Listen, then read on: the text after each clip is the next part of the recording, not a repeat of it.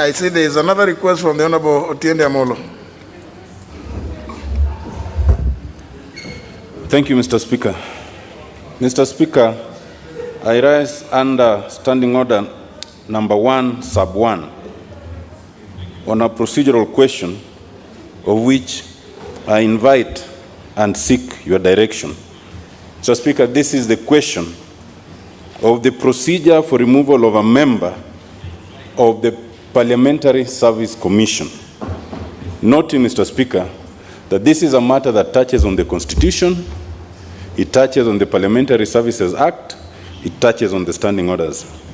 Mr. Speaker, I recall your communication that you made on 22nd of February 2018 during the debate on the names of the members of the Parliamentary Service Commission. And Mr. Speaker, I wish also to draw your attention to a meeting that was held actually in this chamber by one of the coalitions, the NASA coalition, on the 28th of May last month, which was attended by 124 members, either in person or by proxy. And Mr. Speaker, those members, as members of the coalition, reached a unanimous decision and resolved to effect certain changes to the composition of the Parliamentary Service Commission.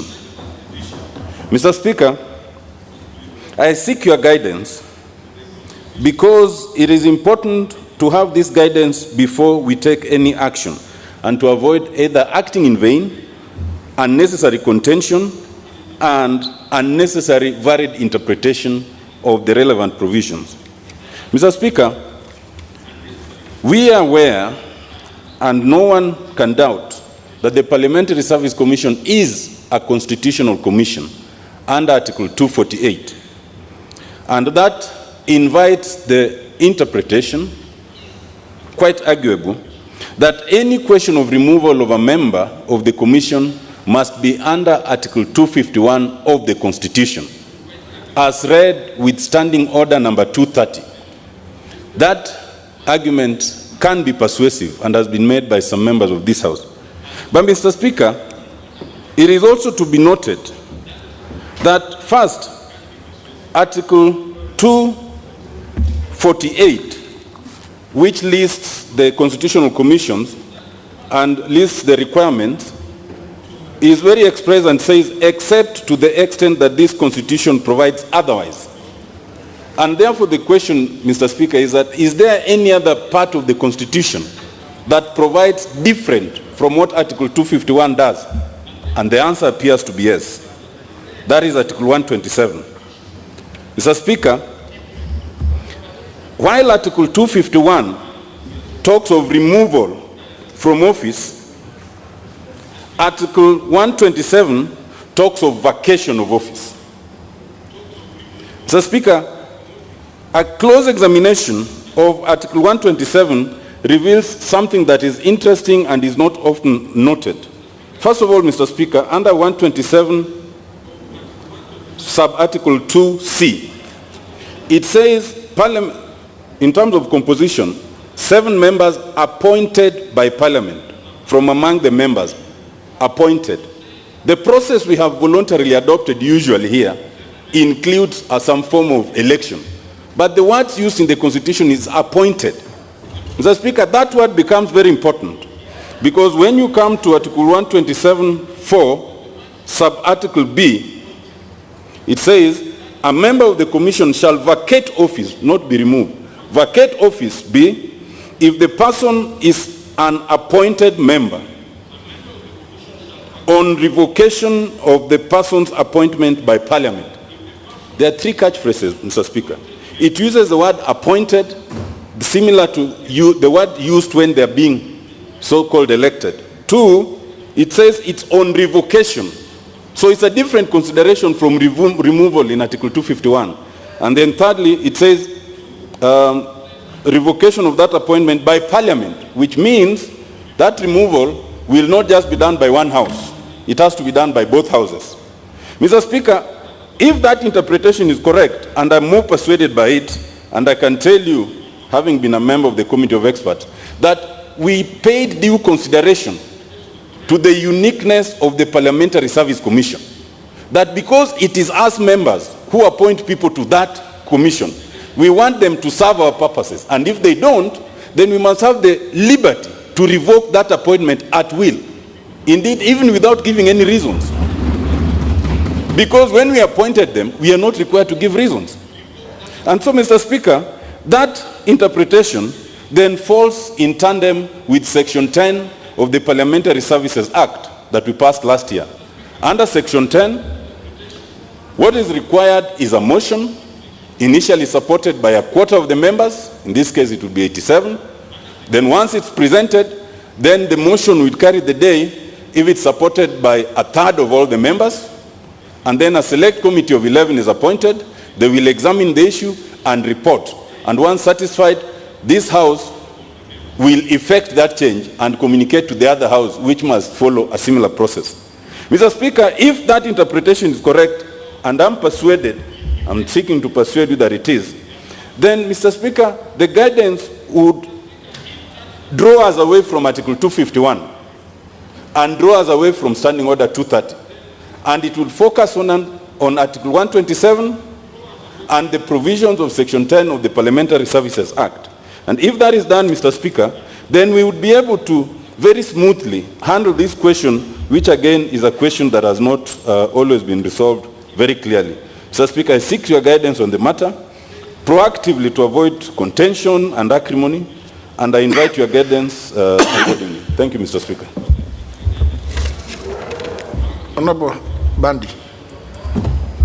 Thank you, Mr. Speaker, for giving me this opportunity. Mr. Speaker, I want to first start by thanking the Senior Counsel MP for Ariada, Honorable Tiende Amolo, for raising this matter at this stage.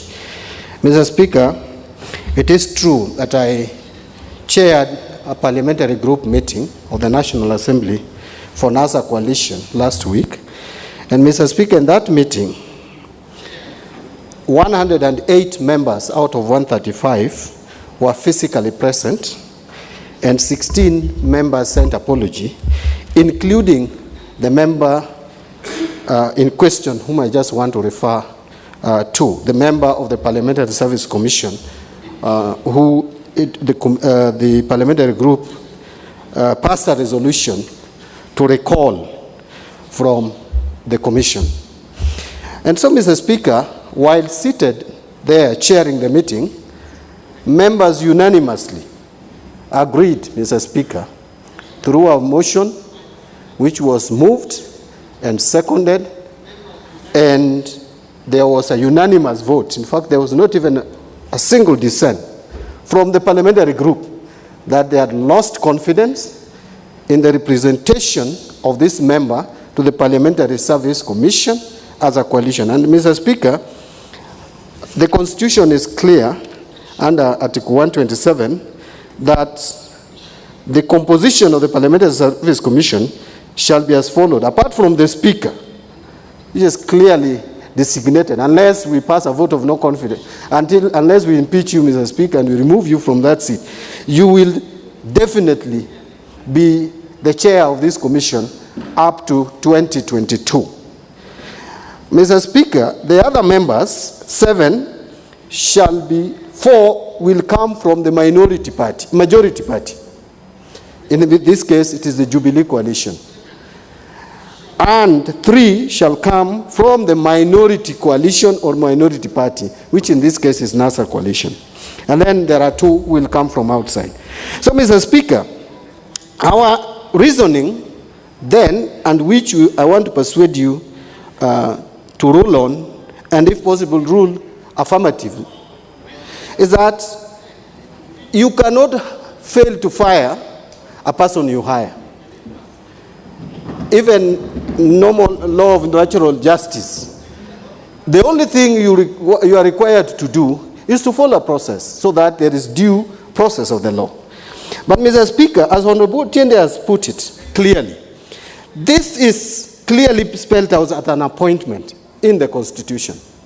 And again, the same Constitution speaks to the removal of an appointed member, that it can again be done through revocation of that appointment by Parliament. But, Mr. Speaker, those who have been reasoning and arguing that Parliamentary Service Commission must also follow the provisions, the removal from Parliamentary Service Commission must follow the provisions of Article 251, Mr. Speaker, just because Parliamentary Service Commission is listed under Article 248. I think where they are missing the point is that the framers of this constitution provided exemptions and said under Article 248 that except to the extent that the Constitution provides otherwise. And I will tell you, Mr. Speaker, if you look at this Constitution, it talks about the commissions that under Article 250 in this chapter, that each commission shall consist of at least 3, but not more than 9. If you calculate the membership of Parliamentary Service Commission, Mr. Speaker, there are 10. Mr. Speaker, is the 7 members coming from Parliament and 2 members from outside. The totality of that is 10, which means it does not respect this provision. And I think that is keyword because the provision under Article 248 had already envisaged that there could be some commissions that may not strictly follow the provisions of this chapter. I can mention many other things, Mr. Speaker, including that the secretary to the commissions should be appointed by the commission. In our case, it is clearly defined in the Constitution, and you can't change it. Mr. Speaker, the other thing that I also wanted to mention about this commission is that if you follow Article 251, Mr. Speaker, it is clear that there will be a petition. That petition will be considered by Parliament, will be considered by the National Assembly. Then the National Assembly, having been satisfied with the position, will pass it. Then the President shall appoint a tribunal. Then the President in the case of Parliamentary Service Commission, Mr. Speaker, does not appoint the commissioners. Those commissioners where the President's appointment is required are the ones which are supposed to follow the provisions of Article 251. But this Parliamentary Service Commission is a function of Parliament entirely. Actually, these are the people who fight for the welfare of members of Parliament, so to speak. These are trade unionists, Mr. Speaker. You are actually chairing a trade union for these members of Parliament. That is your basic role. The trade unions must represent the union members. And in this case, union members are members of Parliament. If we feel you are not representing us well, Mr. Speaker, we should have the space, the liberty to get you out of office so that we get people who can represent us very well. Mr. Speaker, that is why you find sometimes we are not very happy with commissioners, but we are forced to live with them for 5 years or 6 years if a commissioner has been brought from outside. Mr. Speaker, I want to request you and seek that you rule that these commissioners, we can revoke, as the Constitution says, their appointment to this commission as a house which has appointed them. And so that we can be able to have a commission which will represent the interests of these members of Parliament. I am not saying that this commission has failed in total, but I'm saying if there is a member of that commission, 1 or 2 or even all, we should be able as a house to recall them. We should be able as a house to reprimand them. Mr. Speaker, that is my contention, and I beg that you rule. Thank you.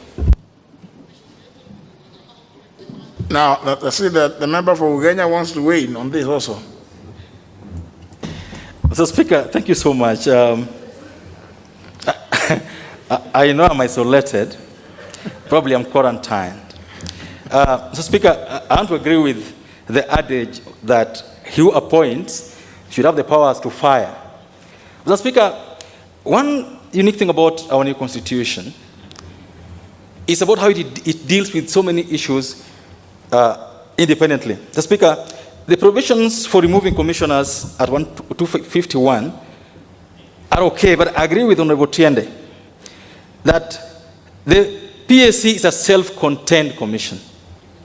with very clear procedures of appointment that doesn't go to the public. They're done from here, just like the CRA, the question of revenue allocation. Now, Speaker, as you make your ruling on this matter, I just want to draw your attention to just two things. That under 127, there are appointments through two ways. Appointment through appointment and appointment through nomination. And that law indicates how each is dealt with. That's why it says those appointed, and these are the members of parliament really, who are nominated, Mr. Speaker, I suppose, is what they're talking about in 4A. Because the appointments, the 7 of them, under 1, 4 shall be by the majority, 3 by the minority. Those ones are the ones whose end of whose revocation happen by 1, end of their term, or 2, if they cease. Remember, so Speaker, this is very important to be noted. And that's why number 2, that is now 4B, talks about those who are appointed through appointment by this assembly. So Speaker, I know this is a very silly season in our country, and I pray for wisdom for you when dealing with this. Whether you will need an amendment to the Constitution to effect what some people really so much really want, so that you don't have to bend the law to meet whimsical. Because if we intended that a member of PSC serves for 5 years, we must live with it. If you come to that conclusion, that this was the intention because of the provisions on how they're going to vacate office, it is intended that once appointed, they'll serve for their full term, or when they cease to hold office. The other 2 are the ones that we provide for, that Parliament can disappoint, as it were. So, Mr. Speaker, this is not a cut and dried issue, as the 2 members would want us to believe. It is something that requires a lot of wisdom looking at, based on that fact, that the same law that provides how they're appointed provides how they'll vacate office. Mr. Speaker, those are my comments on this matter. And I see the Honorable Sankok also wants to weigh. Thank you very much, Honorable Speaker. Honorable Speaker, yes, 4 commissioners from the majority side, 3 from the minority, and 2 who are independent, who are appointed by this House. Honorable Speaker, even a member of Parliament who is supposed to serve for 5 years, there is a process of recalling that particular member of Parliament. Honorable Speaker, if you have been appointed by a group or by somebody, then that person have the power to disappoint you. If you are hired, that person have the power to fire you. As far as the due process of the law is followed, we cannot say, Honorable Speaker, that now, since you have been appointed as a commissioner, you can go and do whatever you want to do and disappoint those who appointed you and remain there because you have 5 years. Honorable Speaker, it is not possible. Even the president, there is a process of removing the president. Honorable Speaker, you are the 3rd most powerful person in the country, but there is a process of removing you from that seat, Honorable Speaker. Not second, he's the 3rd most powerful person in the country. Honorable Speaker, so what I'm simply saying is that if the ODM or NASA coalition followed the due process of the law in removing Aisha Jumwa, Honorable Speaker, then your communication will be to that effect. The process of the law must be followed. Thank you very much, Honorable Speaker. Honorable Russell. Thank you very much, Honorable Speaker, for this opportunity. Honorable Speaker, Article 251(2). A person desiring the removal of a member of commission or of a holder of an independent office on any ground specified in Clause 1 may present a petition to the National Assembly setting out the alleged facts constituting that ground. Mr. Speaker, This house is the seat of democracy in this land. It is where democracy must be fiercely protected. Mr. Speaker, in democracy, they say the majority will have their way and the minority will have their say. Two of very fundamental issues that touching on the member for Ugenya and this particular one on Parliamentary Service Commission have been presented before you. Mr. Speaker, when we look at the political landscape in this country, over the last few months, there's a lot that is going on. But this House must pronounce itself to the rule of law and constitutionalism, so that even the minorities in this House, they must feel protected. Article 95 of our Constitution is a very important article. Article 94 on the role of Parliament is clear on what is expected both of this House, and Article 95 on what is expected of us as individual members or even the appointed, such as 001, in terms of protecting the fundamentals of this Constitution, which protect each and every citizen of our country. Mr. Speaker, finally, I want to really say this. Nothing shall hinder the independence of Parliament. We can have our different political persuasion, but the independence of the National Assembly is fundamental. Thank you, Honorable Speaker. Honorable Danita Gatti, you want to weigh on this one, or is it something different? Thank you very much, Honorable Speaker, for this opportunity to weigh in. Mr. Speaker, sir, I want really, because we are talking about Parliamentary Service Commission, and Mr. Speaker, I want from the onset to just say, on behalf of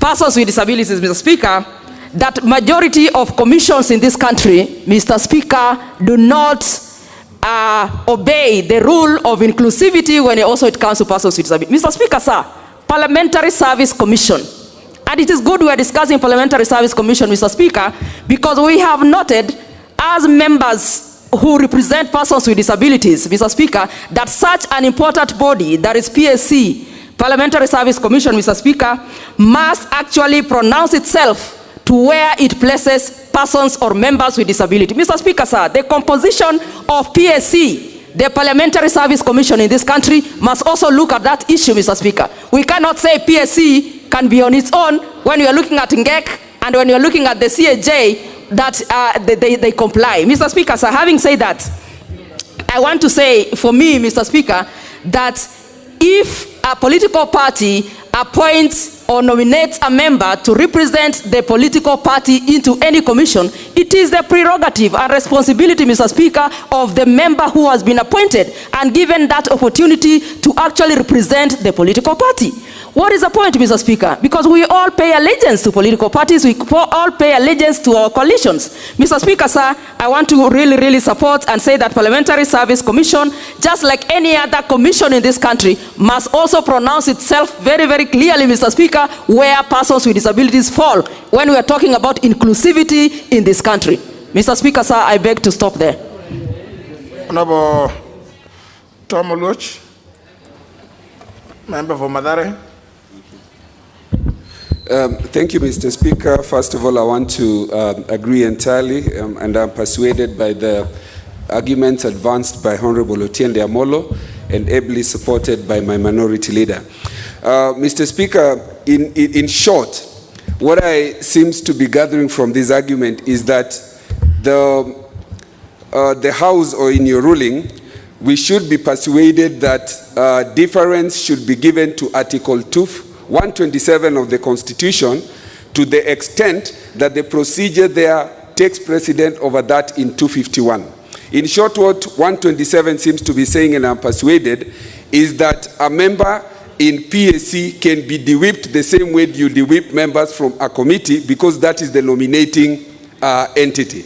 The only thing, Mr. Speaker, that I want to persuade you to add in your ruling, when you're considering this ruling, is that under Article 147 of the Constitution and the Fair Administrative Actions Act, there would ordinarily be the requirement to be given the opportunity to be heard when you're de-whipping. And I want to persuade you to find or to put in your ruling that for purposes of Article 47 and the Fair Administration Actions Act, the provision under Section 10 of the Parliamentary Service Act, to the extent that it forms a committee that will give that opportunity, will suffice, and there is no reason to defer back to the political party to form a disciplinary forum for purposes of being heard. I thank you, Honorable Speaker. Very well. Looks like, did I see the Honorable Mbui? Yes.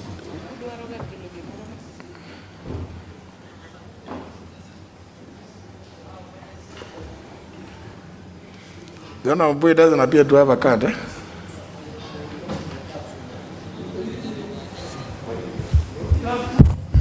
Thank you, Chair. Chair, I think, Mr. Speaker, when I look at the arguments forwarded by the two sides, because I've had one talk about Article 251, it is true that 251 actually talks about independent commissions and office holders. But when I look at the Constitution of Kenya, Article 127 is specifically about the Parliamentary Service Commission. And so I want to imagine that, because this is specific about Parliamentary Service Commission, and it talks about the way by which a member can vacate office, I would be persuaded to imagine that this really is the one that we should be following, because the other one, 251, talks about all commissions and independent office holders, but this is specific to Parliamentary Service Commission, which is actually the point, or rather that is a commission that we are concerned about in this House. Thank you, Chair. Very well. I think we'll give a ruling on it.